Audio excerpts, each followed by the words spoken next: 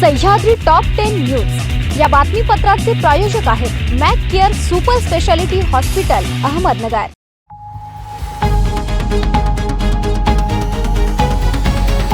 नमस्कार, मी साक्षी, न्यूज 24 सह्याद्रीमध्ये तुमचं स्वागत। पाहूया अहिल्यानगर जिल्ह्यातील महत्त्वपूर्ण बातम्यांचा आढावा सह्याद्री टॉप 10 मध्ये।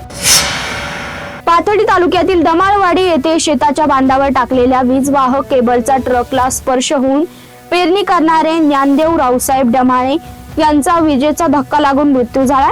या प्रकरणी मृताचे भाऊ बाबासाहेब रावसाहेब डमाळे यांच्या फिर्यादीवरून रामचंद्र बाबासाहेब डमाळे, श्यामसुंदर बाबासाहेब डमाळे व चैतन्य रामचंद्र डमाळे यांच्या विरुद्ध पाथर्डी पोलीस ठाण्यात सदोष मनुष्यवधासह संबंधित कलमान्वये गुन्हे दाखल करण्यात आले।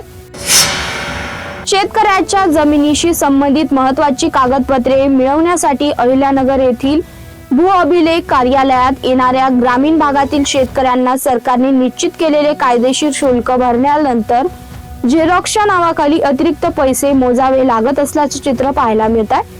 विशेष म्हणजे या रकमेची कोणती अधिकृत पावती दिली जात नसल्याने शासकीय कार्यालयातील आर्थिक व्यवहाराच्या पारदर्शकतेवर प्रश्न उपस्थित होत आहे। राज्य सरकारने ऐतिहासिक कर्जमुक्तीची घोषणा केल्यानंतर शेतकऱ्यांच्या चेहऱ्यावर समाधान झळकलंय। आता केवायसी साठी सेतू केंद्रावर शेतकऱ्यांची गर्दीही वाढू लागली आहे। मात्र राष्ट्रीयकृत बँकेंनी कर्जमुक्तीच्या याद्यांमध्ये गंभीर चुका केल्याने अनेक शेतकऱ्यांमधून संताप व्यक्त केला जातोय। पालकमंत्री राधाकृष्ण विखे पाटील यांनी आम्हाला न्याय मिळवून द्यावा अशी मागणी शेतकरी करत आहेत। डॉक्टर होण्याचं स्वप्न उराशी बाळगून तयारी करत असलेल्या विद्यार्थिनीने नुकत्याच झालेल्या नीट परीक्षेत अपेक्षेपेक्षा कमी गुण मिळाल्याने गळफास घेऊन आत्महत्या केली। पेपर फुटीनंतर पुन्हा घेण्यात आलेल्या नीट परीक्षेत तिला 166 गुण मिळाले। अपेक्षित गुण मिळाले नाही म्हणून मानसिक तणावात तिने शनिवारी सायंकाळी 4:30 वाजता घरामध्ये गळफास घेऊन आत्महत्या केली। आईने तत्काळ शेजारच्यांना आवाज दिला, पोलिसांना कळवण्यात आलं। पोलीस निरीक्षक हनुमान गायकवाड यांनी घटनास्थळी पाहणी केली। तिचे चुलते अण्णासाहेब सांगळे यांनी दिलेल्या खबरीवरून अकस्मात मृत्यूची नोंद करण्यात आली आहे। त्यानंतर रुग्णालयामध्ये शवविच्छेदन करण्यात आलं। रात्री उशिरा अंतिम संस्कार करण्यात आला। अहिल्यानगर जिल्ह्याला वरदान ठरलेल्या भंडारदरा धरणात काल रविवारी सायंकाळी तांत्रिकदृष्ट्या भरले असले तरी जलाशय परिचल सूचीनुसार पाणी पातळी नियंत्रित ठेवण्यासाठी 10,389 दशलक्ष घनफुटावर पाणी साठा नियंत्रित ठेवण्यात आलाय। भंडारदरा धरणात पाण्याची आवक सुरू असल्याने 13,040 क्युसेक पाणी निळवंडे जलाशयात पडत असल्याने निळवंडे धरण ही तांत्रिकदृष्ट्या भरल्याने निळवंडे धरणातून 8,500 क्युसेकने पाणी सोडण्यात आलंय। सह्याद्री टॉप 10 मध्ये घेऊया छोटीशी विश्रांती। कॉंग्रॅच्युलेशन्स वहिनी, बाळ झाल्याबद्दल। पण मी ऐकलंय डिलिव्हरी फार क्रिटिकल होती। आता ठीक आहे ना सगळं? अगं होता थोडा प्रॉब्लेम, पण स्त्रियांच्या आरोग्याची संपूर्ण काळजी घेणारं मातृसेवा होतं ना साथीला। सगळं सुरळीत झालं। किशोर वयापासून ते रजोनिवृत्तीपर्यंत स्त्रीच्या आरोग्याची संपूर्ण काळजी घेणारं अहमदनगर मधील पहिलं स्त्री रुग्णालय Matruseva women's hospital obstetric ICU। किशोरवयीन आणि विवाहपूर्व समुपदेशन, गरोदर माता तपासणी आणि प्रसूती, पहिल्या सिझेरियन नंतर नॉर्मल डिलिव्हरीची सोय। मातृसेवा विमेन्स हॉस्पिटल, सक्कर चौक, नवीन टिळक रोड, अहमदनगर। फोन 9850200017। विश्रांतीनंतर तुमचं पुन्हा एकदा स्वागत। पाहूया पुढील बातम्या। कोपरगाव तालुक्यातील मंजूर येथील शेतकरी विविध कार्यकारी सहकारी संस्था मर्यादित येथे रासायनिक युरिया खताची बेकायदेशीर साठेबाजी ई-पॉक्स प्रणालीमध्ये खोटी माहिती नोंदवून शासनाची व शेतकऱ्यांची फसवणूक केल्याप्रकरणी संस्थेचे सचिव आणि परवानाधारक जबाबदार व्यक्ती अशा दोघांविरुद्ध कोपरगाव तालुका पोलीस ठाण्यात गंभीर स्वरूपाचा गुन्हा दाखल करण्यात आलाय। या कारवाईमुळे तालुक्यातील खत विक्रेत्यांमध्ये मोठी खळबळ उडाली आहे। सध्या महाराष्ट्रात शेतकऱ्यांविषयी भेडसावत असलेली शिवपांधन शेत रस्ते, शासनाकडून शेतकऱ्यांची होणारी पिळवणूक, मारावे लागणारे हेलपाटे, अधिकाऱ्यांकडून न मिळणारा प्रतिसाद यावर वाचा फोडण्यासाठी महाराष्ट्र राज्य शिवपांधन शेत रस्ता चळवळीचे प्रणेते शरद पवळे यांच्या मार्गदर्शनाखाली शेत रस्ते संदर्भात जनजागृती अभियानाचा शुभारंभ करण्यात आला। यावेळी पवळे यांनी प्रलंबित रस्ते प्रकरण बाबत शेतकऱ्यांना सखोल मार्गदर्शन केलं। त्याचप्रमाणे तालुक्यात झिरो पेंडसी अभियान राबवून एकही शेतकरी शेत रस्ता अभावी वंचित राहणार नाही याबाबत संपूर्ण सहकार्य करण्याचं आश्वासन दिलं.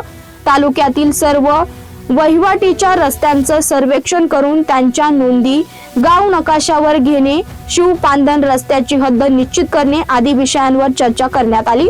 वैयक्तिक शेत रस्ते मिळवणे याबाबत अत्यंत अडचणी येत आहेत. तहसील कार्यालय व प्रांत कार्यालयात अनेक केसेस प्रलंबित आहेत.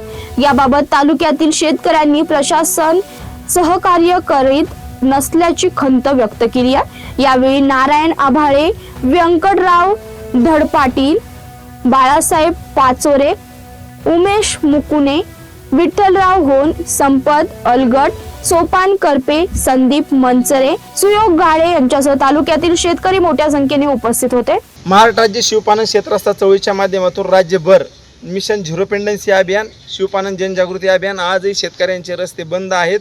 सरकारने घोषणा केलेल्या आहेत, परंतु आज शेतकऱ्यांना रस्ते मिळत नाही. शासन निर्णयाची अंमलबजावणी होत नाही. राज्य समितीने तालुका समितीचा अहवाल, जिल्हा समितीने तालुका समितीचा अहवाल घ्यायचा, तालुका समितीने ग्राम समितीचा अहवाल घेतला पाहिजे. परंतु शिवार फेरी झाली, छत्रपती महाराज अभियान झालं, कुठल्याही प्रकारचं प्रत्यक्ष ग्राउंड लेवलला काम होत नाही. त्याच्यामुळे शेतकऱ्यांना आज प्रशासकीय कार्यालयामध्ये हेलपाटे मारला तर फौजदारी स्वरूपाच्या भरपूर अशा घटना सातत्याने घडत आहेत. मुलं आजही चिखलात जात आहेत, कोणालाही रस्ते नाही आहेत. अशा परिस्थितीमध्ये न्यायालयीन प्रकरणं पण थांबली पाहिजे.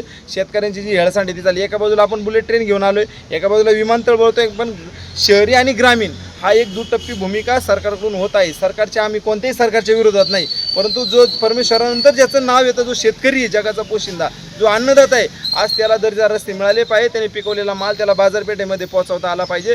हार्वेस्टर, ट्रॅक्टर, JCB अशा प्रकारची यंत्रसामुग्री शेतामध्ये घेऊन जायला लागते. सरकार सांगते एका बाजूला 12 फुटाचे आम्ही रस्ते देणार, परंतु प्रत्यक्ष तशा प्रकारचे रस्ते या शेतकऱ्यांना मिळत नाही. 8 फूट 6 फुटाचे असे अर्ज दिले जातात. प्रशासकीय कार्यालयामध्ये आपापसामध्ये विसंगती आहेत.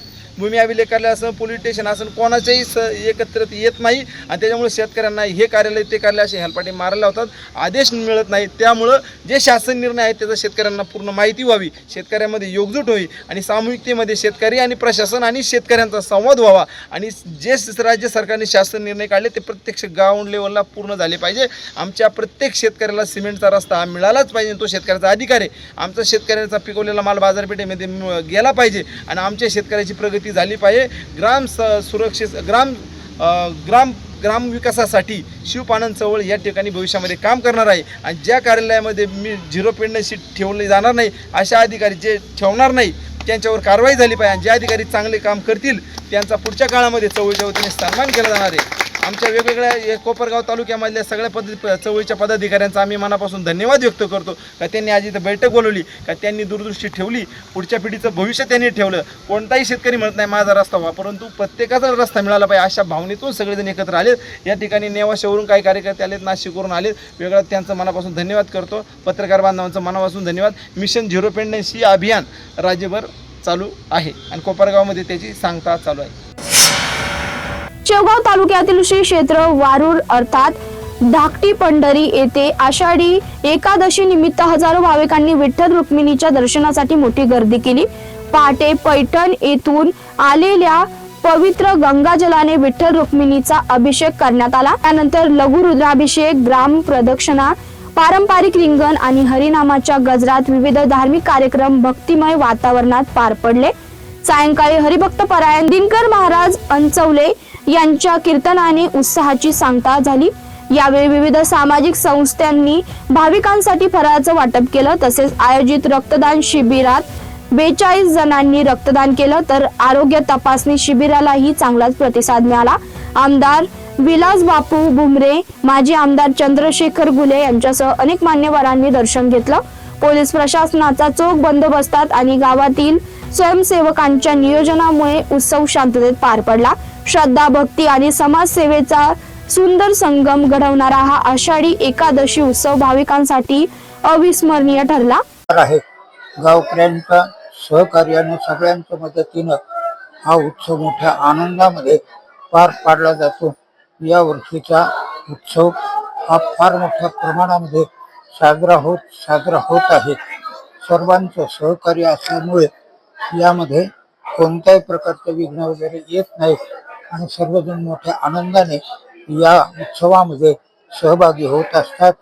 सर्वांना अशाच प्रकारची सद्बुद्धी पांडुरंग देव ही सदिच्छा करून 2 शब्द पूर्ण करतो. तालुक्यातील जिल्ह्यातील पंचक्रोशीतील भाविक मंडळी आज या आषाढी एकादशीच्या निमित्तानं या ठिकाणी हजारोच्या संख्येनं दर्शनासाठी उपस्थित असतात. पांडुरंगाच्या चरणी हीच प्रार्थना आहे की या सुजलाम सुफलाम भरपूर पर्जन्यवृष्टी हो आणि संपूर्ण जनता सुजलाम सुफलाम हो ही पंढरीनाथाच्या चरणी प्रार्थना करतो. शिराळ येथील वर्षामुळे व शरद मुळे यांच्या डाळिंब बागेतून चोरट्यांनी शनिवारी रात्री सुमारे 2.5 लाख रुपये किमतीची डाळिंबे चोरून नेल्याचा प्रकार उघडकीस आलाय. मुळे दाम्पत्याने 1.5 एकर क्षेत्रात डाळिंबाची सुमारे 500 झाडे लावली आहेत. त्यांनी मृग बहराची डाळिंब बाग फुलली होती. सध्या बाजारात डाळिंबाला प्रति किलो 150 ते 200 रुपये असा चांगला दर मिळत आहे. बागेतील झाडे 1 नंबर दर्जाच्या फळांनी बहरलेली होती. मात्र शनिवारी रात्री चोरट्यांनी 150 कॅरेट डाळिंबे ओरबडून नेली. यात मुळे दाम्पत्याचं सुमारे 2 ते 2.5 लाख रुपयांचं आर्थिक नुकसान झालं. या प्रकरणी पाथर्डी पोलीस ठाण्यात तक्रार दाखल करण्यात आली आहे. सह्याद्री टॉप 10 मध्ये इथेच थांबतोय. तुम्ही पाहता news 24 Sahyadri. Sahyadri top 10 news या बातमीपत्राचे प्रायोजक होते Mac care super speciality hospital Ahmednagar. शब्दांचं सामर्थ्य, विश्वसनीयतेची उंची. न्यूज 24 सह्याद्री.